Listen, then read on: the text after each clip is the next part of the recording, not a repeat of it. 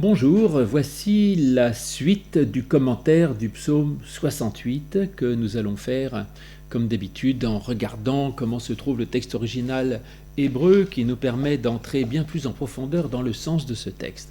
Ce psaume est bien aimé des protestants en particulier, on l'appelle le psaume des batailles et on le chante à tue-tête dans nos assemblées, que Dieu se montre seulement et l'on verra soudainement abandonner la place des ennemis épars, abandonner de toutes parts, etc.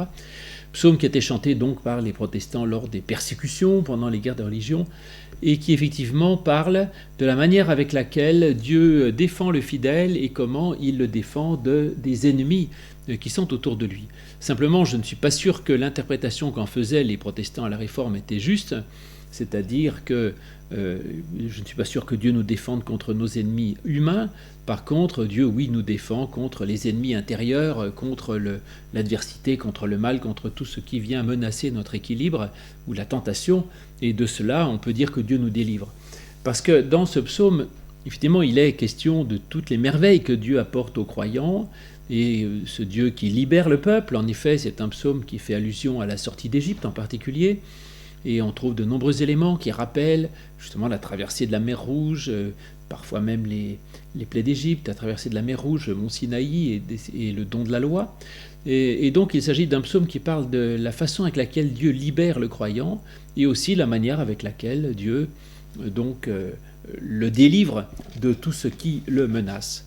Nous sommes arrivés là au verset 24 et nous avions dans ces derniers versets des versets assez difficiles, tant sur la langue que sur le contenu, où justement il est question d'une certaine violence que Dieu pourrait opérer sur les ennemis. Mais une fois de plus, je vous disais, nous les interprétons comme une façon spirituelle, morale et intérieure que peut avoir Dieu de nous libérer du mal qui nous agresse, et non pas de nos ennemis humains, parce que nous sommes appelés à aimer nos ennemis, donc certainement pas à leur fracasser la tête. Et tout à coup, nous en arrivons au verset 25, qui redevient positif, si je peux dire, mais en même temps, je crois qu'il est encore question justement de ces ennemis, c'est-à-dire de ce mal qui nous menace. Et au verset 25, je vous lis ce qui est écrit dans ma traduction de la seconde révisée dite Bible à la Colombe. « Il voit ta marche, ô Dieu, la marche de mon Dieu, de mon roi, dans le lieu saint, en tête vont les chanteurs, puis ceux qui jouent des instruments, au milieu de jeunes filles battant du tambourin. Bénissez Dieu dans les rassemblements, bénissez le Seigneur, vous qui êtes issus de la source d'Israël, etc. » Alors voilà ce que nous avons à propos de cette marche de Dieu dans l'hébreu. Nous avons Raou, ils ont vu, effectivement, au pluriel. Alichoteira, ils ont vu tes allées, tes mouvements, tes chemins, enfin tes cortèges. Alichoteira, Elohim, ils ont vu donc tes allées, ô Dieu. Alichot, les allées. Élie, de mon Dieu. Malri, mon roi. Bekodesh, dans le sanctuaire ou dans la sainteté. Ils ont vu tes allées, comme du verbe aller, ça vient de, évidemment, les alika, ça vient de alach, marcher, et donc des alichot, ça peut être des marcheurs ou des cortèges, effectivement, on ne sait pas, mais en tout cas, j'ai vu ceux qui cheminent avec toi, où j'ai vu tes allées, le fait que tu sois en mouvement, ô Dieu, les allées de mon Dieu, mon roi, dans la sainteté. Alors, qu'est-ce qui a été vu et qui vu? Voilà les questions. Alors, on dit « ils ont vu ». Alors, ce « ils » au pluriel, probablement fait allusion soit au peuple d'Israël qui, effectivement, sort de l'Égypte, et on dit le peuple, il a vu tous les mouvements, toutes les merveilles que Dieu a pu apporter, soit, comme là, le psalmiste est tout seul, ce « ils » au pluriel ne peut pas renvoyer à lui, donc ça peut renvoyer éventuellement aux ennemis.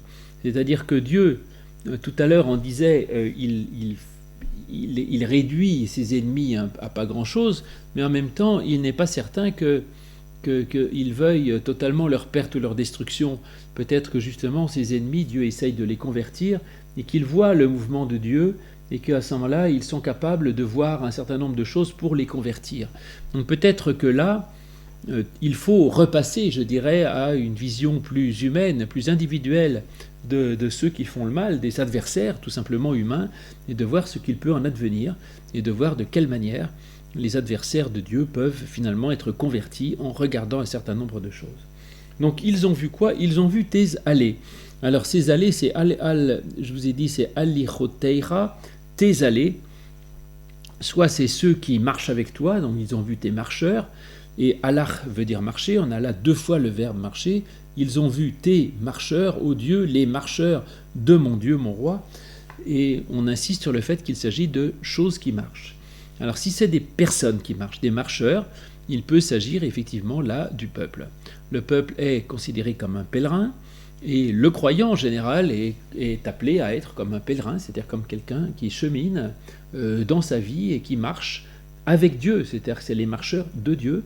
Et donc on peut voir de l'extérieur, c'est un témoignage que donne le croyant, de montrer qu'avec Dieu il est en marche, c'est-à-dire qu'il est en chemin, qu'il avance, et qu'il n'est pas statique, qu'il n'est pas bloqué dans sa vie, mais qu'il est toujours en route. Et alors il a une grande insistance pour dire que ce que les gens ont vu, c'est les marcheurs de Dieu, tes marcheurs, ô Dieu, les marcheurs de mon Dieu. C'est-à-dire c'est les marcheurs de Dieu et les marcheurs de mon Dieu. Ce Dieu qui est mon Dieu. Et donc, du coup, le psalmiste s'intègre finalement dans ceux qui marchent, dans ceux qui sont là, et dans une relation personnelle. C'est-à-dire qu'il est lui-même marcheur parce qu'il est en relation avec son Dieu qui est aussi son roi. Ou alors c'est alachotera, c'est alacha, ça peut être aussi le fait d'aller, donc tes allées, tes cheminements, et que Dieu lui-même est un Dieu qui avance, est un Dieu qui en marche, est un Dieu qui va vers le plus démuni, qui va vers le pauvre, qui va vers celui qui a besoin de son aide. Et de l'extérieur, on peut voir que Dieu, effectivement, n'est pas un Dieu insensible, mais au contraire un Dieu qui chemine et qui va vers celui qui en a besoin. Donc ils ont vu ça, qui sont ces ils, on ne sait pas très bien, mais ils ont vu tes cortèges, tes allées, tes marcheurs, je ne sais pas, tes ô Dieu, les allées de mon Dieu et de mon roi, Bakodesh, dans, alors là, beaucoup de traductions traduisent dans le sanctuaire, mais Kodesh, ça veut dire aussi la sainteté, donc soit c'est dans le lieu saint, mais j'aime l'idée de dire que c'est dans la sainteté, parce que la sainteté n'est pas forcément un lieu. Quand on parle de lieu saint, on a l'impression qu'il s'agit d'un lieu construit, alors que si ce psaume fait allusion effectivement à la sortie d'Égypte, il n'y avait pas de sanctuaire construit à cette époque. Enfin, il y avait la tente de la rencontre, mais il n'y avait pas de maison, il n'y avait pas de temple qui n'était pas encore construit. Et donc j'aime plutôt traduire Bakodesh dans la sainteté. C'est-à-dire que Dieu est vraiment saint. Alors la sainteté, nous en avons déjà parlé, ça veut dire être à part, être différent du reste et être particulier par rapport au reste et au monde. Et donc on peut voir que Dieu est pour le croyant quelqu'un qui le met en marche et qui est unique, qui est particulier, qui est différent du reste et qui le distingue du reste. Donc ils ont vu les marcheurs de mon Dieu, les marcheurs de mon roi dans le sanctuaire. Et au verset 26, Kidemu Sharim. Il faut supposer là que c'est encore ils virent, parce que tout à l'heure ils ont vu, donc là ils ont vu encore autre chose. Ils virent Kidemu Sharim. Shir, ça veut dire c'est le chant, donc Sharim c'est les chanteurs. Donc ils ont vu quoi? Et Kedem, ça veut dire en face, devant. Et donc ils ont vu devant les chanteurs, Achar Nognim, derrière ceux qui jouent des instruments à cordes, les instrumentistes. Donc ils ont vu devant les chanteurs, derrière ceux qui jouent d'un instrument à cordes, Betor, et au milieu, Alamot, les jeunes filles, Tofefot, avec des tambourins. Qui tambourinent, les jeunes filles tambourinantes. Donc alors qu'est-ce qu'ils voient? Ils voient des gens qui chantent, derrière des gens qui jouent d'un instrument, et au milieu des jeunes filles tambourinantes. Alors ceux qui chantent, évidemment on les connaît bien et on les aime bien dans les psaumes, puisque les psaumes, ça veut dire chant. Et donc les shirim, c'est les chanteurs, et shir, c'est le cantique, et c'était d'ailleurs l'un des titres de notre psaume, l'Amenatsear, le David Mizmor Shir, donc psaume chant, et donc on a d'abord ceux qui chantent, c'est-à-dire ceux qui chantent la louange de Dieu. Ensuite, derrière, après, il y a les instrumentistes. Alors les instrumentistes, il y a aussi des psaumes d'ailleurs qui sont sur les instruments, dit-on. Donc les instrumentistes peuvent aussi servir à louer la présence de Dieu, mais ils ne sont pas devant, parce que l'instrument suppose un moyen. Donc je loue Dieu par un intermédiaire, par quelque chose, par ma façon de faire, et que c'est très bien d'ailleurs, et ça participe au témoignage. Mais le témoignage direct, par le chant, par la parole, est premier. La première chose peut-être que l'on voit, c'est la façon avec laquelle on va s'exprimer, avec laquelle on va parler, avec laquelle on va louer Dieu, avec laquelle on va prier. Après, les actes, les instruments, les intermédiaires que l'on utilise pour louer Dieu par ce que l'on fait, on peut faire des choses harmonieuses avec des objets dans une pratique et dans notre métier aussi, c'est aussi très bien, mais c'est c'est moins important, c'est second, pourrions-nous dire.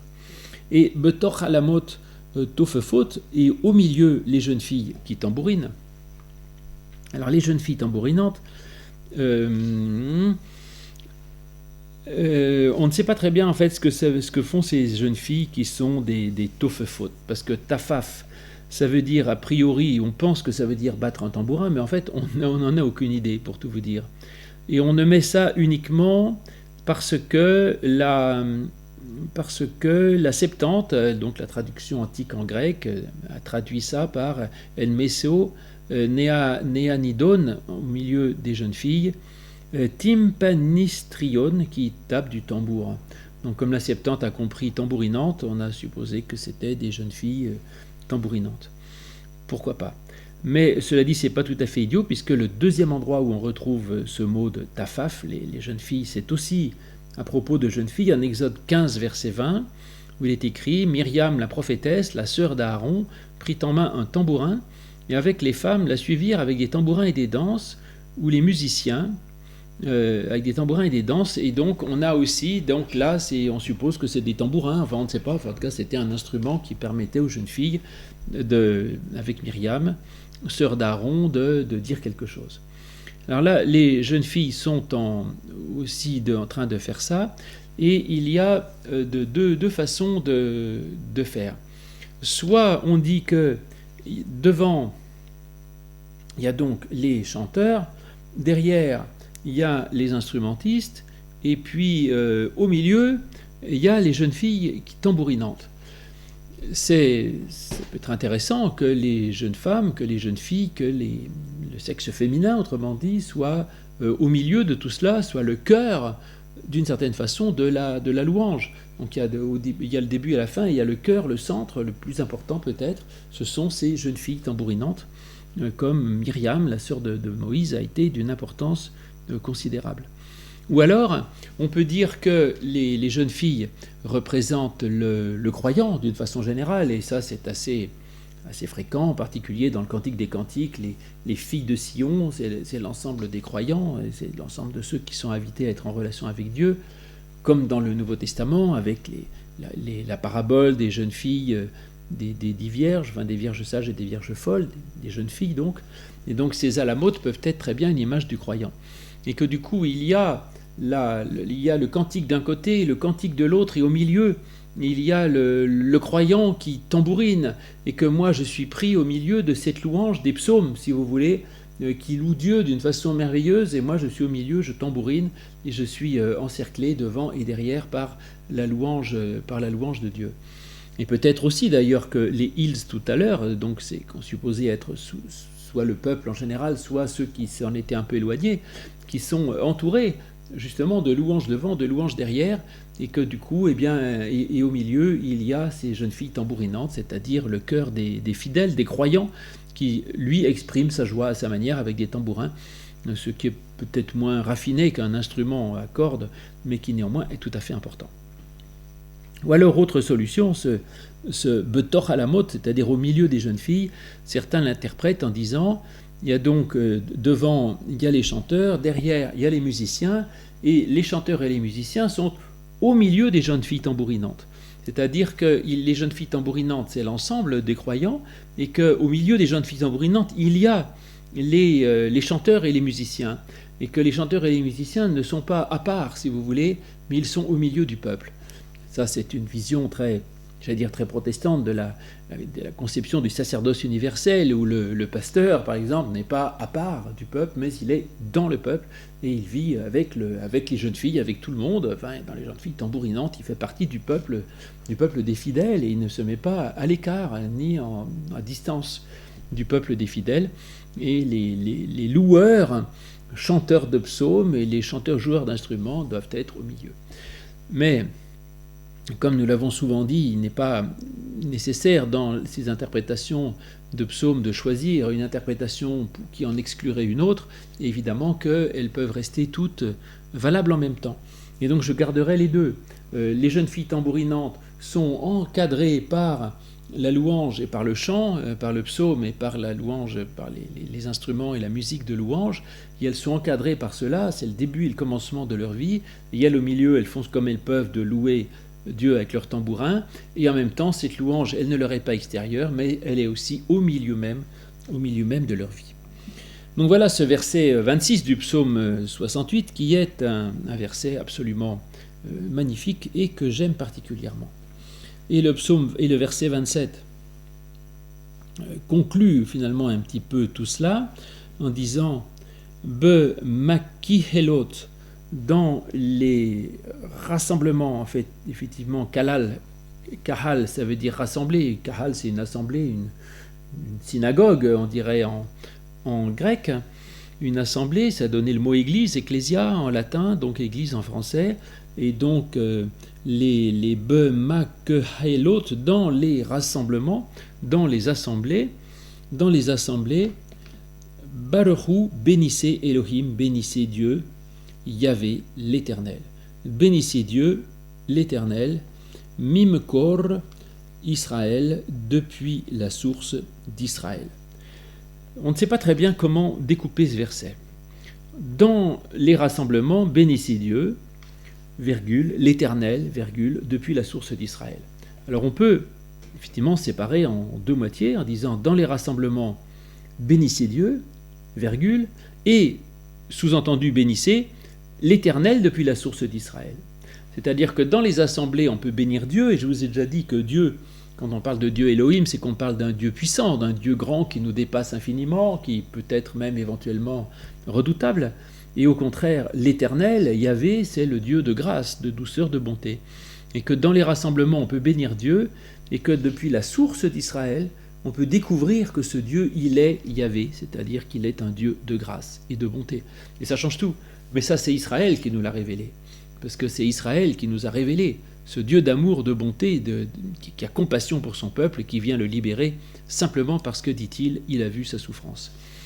Ou alors, c'est tout simplement d'une façon plus générale, dans les rassemblements, bénissez Dieu qui est l'Éternel, et puis tout cela, faites-le depuis la source d'Israël, c'est-à-dire qu'il y a effectivement en Israël une source de vie qui coule. Alors, l'assemblée et le chœur, le problème quand même, c'est que là, il y a plusieurs assemblées. Be makehelot, dans les assemblées, bénissez Dieu, virgule, l'Éternel. Alors, les rabbins, évidemment, se sont demandé pourquoi il était question là de plusieurs groupes. Alors, la tradition rabbinique dit qu'en fait, le peuple n'a pas traversé la mer Rouge tout d'un bloc, mais qu'il a traversé par groupes, c'est-à-dire par différentes tribus, qui ensuite se sont rassemblées pour louer Dieu. Peut-être. Ou alors, et ça me plaît assez, c'est l'idée que le peuple de ceux qui louent Dieu n'ont pas besoin d'être totalement homogènes. Il peut y avoir différents groupes, de même qu'il peut y avoir différentes églises, différentes communautés, différentes confessions chrétiennes, et donc il y a différentes assemblées qui louent Dieu, il y en a une ici, une là, et elles se rassemblent dans la louange. Mais en fait, il peut y avoir plusieurs assemblées, mais ce n'est pas du tout un problème qu'il y ait plusieurs rassemblements qui, en même temps, bénissent Dieu l'Éternel. Et tout cela, Mimekor Israël, depuis la source d'Israël. Alors Makor, ça veut dire la source, la fontaine, et ça veut dire aussi, ce qui me semble intéressant, le flux menstruel. Alors pourquoi c'est intéressant ? Eh bien parce que du coup ça renvoie à la question de la féminité et de la fécondité, c'est-à-dire de la maternité. En effet, Israël est effectivement une source parce qu'elle a reçu une révélation, et à partir de là coule toute une révélation et une connaissance de Dieu qui aboutira pour nous chrétiens à la complétude dans la prédication du Christ. Mais on peut dire aussi qu'il y a en Israël une capacité à enfanter, à donner la vie, à transmettre la vie et à donner quelque chose qui mène à la vie. Et donc voilà, c'est Mikor depuis la source d'Israël ou depuis la maternité, pourrions-nous dire, la féminité profonde d'Israël qui enfante tous ceux qui se mettent à l'écoute de sa révélation. Et Makor, la source, ça vient de Kor, qui veut dire creuser, chercher l'eau. Et donc il y a aussi dans cette idée d'Israël l'idée de creuser, de chercher. Donc Israël n'est pas simplement une source parce qu'elle aurait reçu une révélation toute simple qu'elle transmette, mais aussi parce qu'elle n'arrête pas de chercher et de creuser. Et ça, c'est le propre de la pensée juive, et c'est ce qui me passionne dans la pensée juive, dans tous les midrash, c'est cette façon de creuser l'écriture, de rechercher, de questionner, de re-questionner, de remettre son ouvrage, de relire le texte et de rechercher encore autre chose. Et c'est tout dans ce travail de recherche, de creusement que l'on peut arriver progressivement à trouver cette source, une fécondité extraordinaire de Dieu et de tout ce qu'il nous fournit. Alors ça, c'est comme ça que je le comprends, mais effectivement, la traduction habituelle qui dit bénissez Dieu, vous qui êtes la source d'Israël, je trouve que c'est faire du roman. Enfin, il n'y a pas de raison de dire vous qui êtes la source d'Israël. Le psaume ne le dit pas. Bénissez Dieu, l'Éternel. Il y a écrit textuellement, il est écrit simplement mi makor depuis la source même, ça veut dire hors de, à partir de la source d'Israël. Et donc c'est pas vous qui êtes la source d'Israël. Il n'y a pas beaucoup de raisons de dire ça. Et même la version second, qui pourtant est en général pas trop mauvaise, là a mis simplement en interjection bénissez l'Éternel, descendant d'Israël, c'est-à-dire comme si ça s'adressait aux descendants d'Israël, alors qu'il s'agit d'une source. Enfin bon, ça, je pense que parfois les traducteurs inventent un petit peu au-delà de ce qu'il faudrait. Verset 28 de ce psaume 68, voilà, on nous dit, voilà Benjamin dans les rassemblements, voilà Benjamin le plus jeune qui domine sur eux, le prince de Juda et leurs troupes, les princes de Zabulon, les princes de Nephtali. Effectivement, ça c'est pas très compliqué à lire. Sham Benyamin, sauf que là il y a cette barre verticale dans le texte massorétique qui coupe. Ici Benjamin, et je ne sais pas pourquoi il le coupe avec le reste. Tsaïr Rodem, le jeune, Tsaïr, c'est le petit, insignifiant, jeune, méprisable. Dans la jeunesse, ça peut désigner le cadet ou la cadette, par opposé à l'aîné, donc c'est, mettons, effectivement, le jeune. De là, ils ont vu, donc là, et Benjamin, le cadet, Rodem, conduisant Sarei Yehuda, conduisant les princes de Juda, Rigmatam, leurs troupes, qui conduisent les princes de Juda. Donc le petit insignifiant, c'est lui qui dirige, effectivement, Rédé, ça veut dire diriger, gouverner, dominer, comme l'homme, quand Dieu crée l'homme dans la Genèse, il créant l'homme pour qu'il domine sur l'ensemble, etc. Et donc il le conduit. C'est le plus petit qui conduit les princes de Juda. Ça, c'est évidemment une révélation importante de dire que ce n'est pas le plus grand, le plus fort qui gagne, mais que tout l'évangile et toute la prédication de la Bible, c'est de dire que c'est souvent que le plus petit n'est pas celui le plus grand n'est pas celui que l'on croit, et que Dieu, comme dit l'apôtre Paul, je crois, Dieu a choisi les choses petites de ce monde pour confondre les grandes, et Jésus qui était petit, faible et peu de choses, un avorton, eh bien lui est devenu le sauveur du monde. Et donc c'est ça l'histoire, c'est Jacob le faible qui va hériter de la promesse, et non pas Ésaü le puissant, le guerrier. C'est David qui est le plus petit de tous les frères qui va régner. Et là toujours c'est cette idée que c'est pas la force et la brutalité physique qui l'emporte, mais c'est au contraire le fait d'être humble et d'être petit. Heureux ceux qui sont humbles, car ils hériteront la terre. Et donc le jeune qui conduit les princes de Juda, leurs troupes. Ce que je traduis par troupes, où il y a écrit Rigmatam, Rigma, c'est un apax, donc on ne sait pas une fois de plus ce que ça veut dire. On suppose que c'est peut-être un tas de quelque chose, un monceau. En fait, ça viendrait de ragam, qui veut dire lapider. Alors on ne voit pas très bien pourquoi est-ce qu'on parle là de lapidation. Mais lapider, donc on pense peut-être qu'il s'agit d'un tas de pierres dans lequel on va puiser pour envoyer des pierres. Et donc Benjamin le petit qui conduit les princes de Juda, et le dernier mot, on ne sait pas très bien ce que ça veut dire, rigmatam, donc soit c'est leur monceau, c'est-à-dire un tas de quelque chose, et que ce tas de quelque chose, c'est comme un tas de pierres, et peut-être même qu'il pourrait, si ça se trouve, devenir dangereux. Et effectivement, ceux qui lancent des pierres, ce sont les forts, les violents, et c'est Benjamin, le petit, le faible, qui va, lui au contraire, diriger tous ceux qui sont princes et qui sont capables de condamner les autres. De même que le Christ est celui qui se fera condamner, mais qui en même temps devient le roi. Voilà. Et puis, la Septante l'a traduit autrement en disant en robe de brocart. Alors ça, c'est comme ça traduit plutôt la traduction écuménique. Elle a mis les princes d'Israël en robe de brocart, parce qu'il y a une traduction latine antique qui met une purpura soie dans son pourpre.